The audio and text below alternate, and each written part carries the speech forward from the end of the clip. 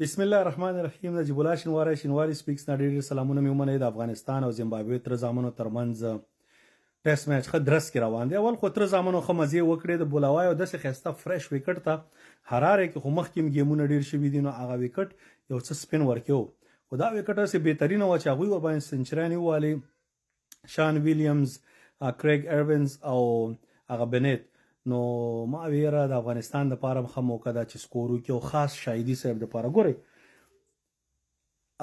د افغانستان رحمت شاه او شاهدي دواړه دا داسې چې کله انسان سلیزي ډبل سلیزي وهي، نو هغې سره رحمت شاه خو پلیر دی، دې کې هیڅ شک نشته. د افغانستان دپاره ډیر مهم د سکور دغه دی. پخوا راسې زه یم شاهدي سلیزه وواله، مګر شاهدي چې نوی راغلی و هغې وخت کې یو داسې پلیر و چې سنګل ډبل به یې اخیستې، سټرایک روټیشن یو دغه یې کاوه.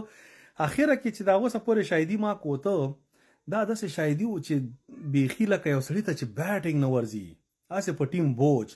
نو خدای دې وکړي چې دې سره څه هغه څه میموري د مسل میموري چې پخوانی و هغه یو څه بیرته راغلی، ځکه دا د افغانستان دپاره ډیر مهم دی. په چمپیون ټرافۍ کې 4 نمبر سپاټ یې نیولی دی، او په دې کې چې آوټ اف فارم پلیر یې د زموږ غوندې ټیلنټډ ټیم دپاره سیمی فاینل ته رسېدو دپاره یو غټ خنډ جوړېدی شي.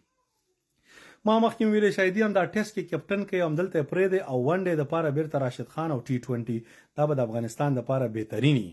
خو ګونګی زادران او هغه کون چکري اشرف پوه شو، هغه یې چېرته اوري، هغوی بس خپلو مزو کې د هغې چې لوبې ګټو. ګوره یو لوبه په دغه په ینګ ټیلنټ او استعداد باندې یو څه ګټل دي، او یو هغه ګټې کې هغه شي نه رایستل هغه وخت کې چې یاره موږ کوم ځای کې داسې غلطیانې یا خامیانې لرو چې هغه جوړې کړو، او راتلونکي کې موږ داسې ټیم شو لکه استرالیا، لکه انګلینډ، دوی هغه کنسسټنټ ټیمونه دي چې دوی خپل هر څه کې په برای کې خامي ګوري چې یاره دې شي باندې دا موږ کور کړو چې دا ویکنس موږ غلط وخت کې ایکسپوز نشي.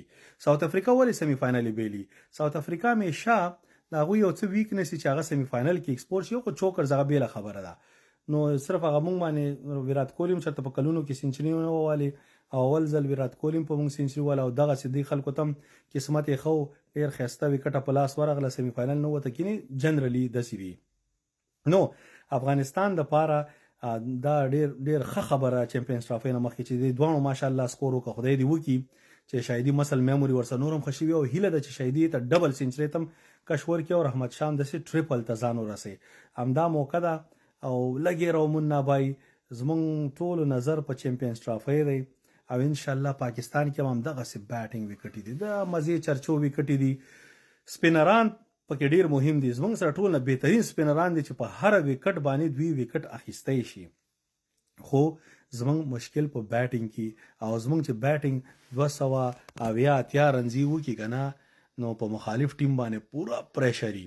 نن سبا کرکټ کې چې بل ټیمونه 300 مو کې 320 مو کې سیف نه دي، زموږ ټیم په 280 نه پورته سیف یو، ځکه زموږ سره داسې سپینران دي چې څوک را باندې چانس واخلي هغه منګه پورته کوو.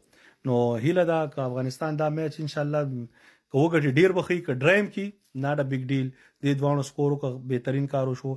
صدیق اتل که سکور کړی وای ښه به وای، یا د نورو ځوانانو خو وروسته به یې وکړي، خو د افغانستان دپاره دا زه په دې رښتیا ورته یم چې ښه خوشحاله شوی. څوک کې چا سره زموږ اختلاف نظر یا په خپل ځای، مګر موږ ته مهم افغانستان دی.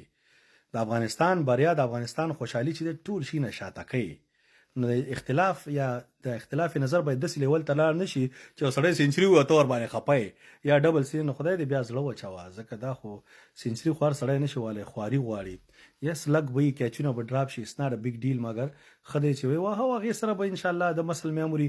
ما خو ویلې شاهدي صاحب ډېر پریکټس کوه، نیټ پریکټس ته داسې کش ورکه چې چمپیونز ټرافۍ پورې باید ته فل په نیټ کې ستا ټایم زیات تیریږي.